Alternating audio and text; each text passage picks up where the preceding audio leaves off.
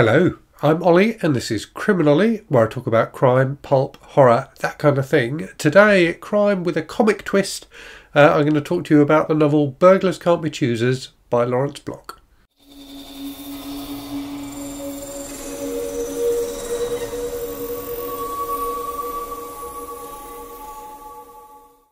So this is going to be a quick review today because guess what? Some books don't need long reviews. I try to keep my reviews under the kind of 10-minute mark or so, but some of them creep up. And sometimes if a book has got, complex issues and things like that contained within it, it can be appropriate to give it a bit more attention and to talk in a bit more depth about it. But some books are just fun and don't need long, in-depth reviews. And Burglars Can't Be Choosers is definitely a book that falls into that category. So it's by the author Lawrence Block, who's a crime author who's been writing for decades. He's best known for his Matt Scudder series, of which there have been a couple of movies, most recently one with Liam Neeson. And those are, kind of very hard-boiled, serious, quite downbeat novels about a private eye. They've got titles like 8 Million Ways to Die and When the Sacred Gin Mill Closes. So quite serious sounding titles, and they're quite serious books and explore in quite an interesting way alcoholism. So Matt Scudder, the lead character, is an alcoholic, and the books kind of track his battles with his addiction. So that's Block's most famous series. This series, which is known as the Bernie Rodenbach series, is less well known and very different. And this is the first book I'd read in that series, and indeed it's the first book in the series. But it was so much fun. So I'm a huge fan of the Scudder books. But this felt so different from them and so refreshing, and it was just a joy to read. So it came out in 1977, and there's now I think 11 books in that series. The last one I think I just looked, and it came out in like 2013. So Block has continued to write them over an extended period of time. So the lead character, Bernie Rodenbach, is a burglar. And in this book he gets hired to steal a particular object from an apartment building, and during the course of that crime, something goes completely unexpectedly, and he ends up getting caught up in something a lot bigger. So it's a fairly standard kind of crime trope. But what makes the book so much fun is that Bernie Rodenbach, who's also the narrator of the book, is just a really engaging character. So he's completely unapologetic about the fact that he's a criminal. There's a point where another character asks him, have you ever thought of doing anything else? And he's like, well, I'm not really good at anything else. Burglary seems fine to me. So yeah, he's definitely on the wrong side of the law, but he's also extremely likable. The book is very amusing at times. There's some lovely dialogue, and just his internal monologue as he's going around about things is very amusing as well. And it's just got a bit of everything. There's a bit of romance thrown into it. It's quite exciting at times as he's kind of on the run and trying to figure out what's gone on. There's a load of other interesting characters. So Bernie himself is a great character, but there's a bunch of other characters who are really engaging and interesting as well. So cops, people who are caught up in the mystery, a female character who Bernie starts a relationship with, and there's it touches on kind of the screen acting industry and things like that as well.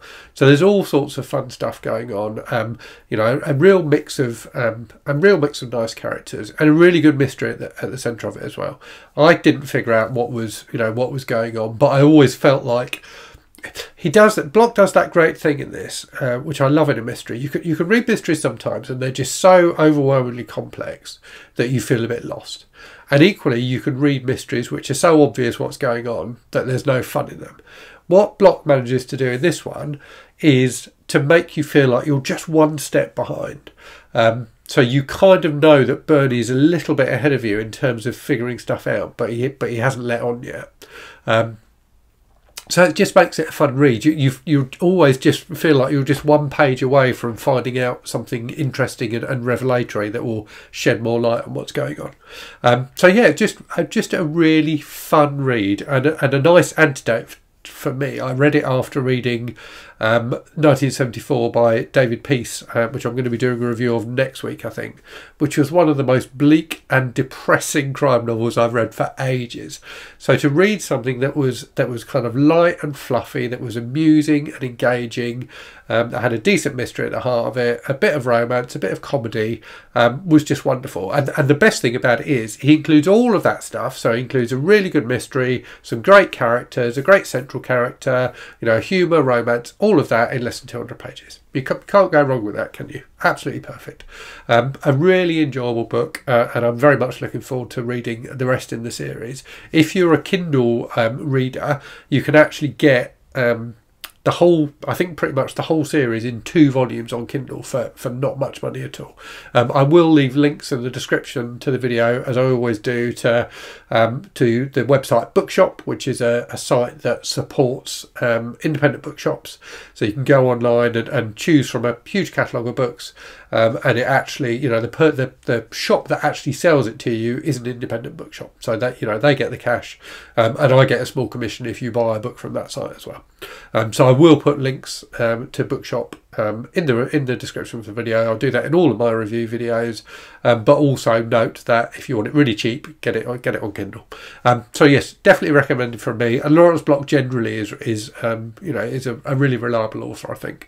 As I said, the Matt Scudder books are a lot of fun, but he's also got out from Hard Case Crime some books he wrote early on in his career, which are just like the pulpiest, sleaziest things you can imagine. Really very graphic, but really entertaining as well. I think the one I read was called Border Town, but they are absolutely filthy. So if you fancy a bit of filth with your crime, check out those as well. Okay, time for a random book from the shelf. Something completely different. So today's book is Rogue Mail by Geoffrey Household, the classic British thriller. So a really interesting book about a guy who's kind of on the run, being chased by foreign spies through the British countryside. And it's an interesting book about, you know, an interesting book in the history of the development of, you know, this kind of espionage thriller as a subgenre, but also a lovely book about the British countryside. So you really feel like you are in the hedgerows of rural England when you're reading this book. So yeah, definitely another one I recommend. Okay, hope you found that interesting. As I say, just a quick review today because I think some books only need a quick review. Yeah, let me know if you've read Lawrence Block, and if you're a fan, let me know if you've read the Bernie Rodenbaugh books. And as always, thank you very much for watching. Hope you're safe and well out there. Hope you're reading good stuff, and I'll speak to you again very soon. Cheerio.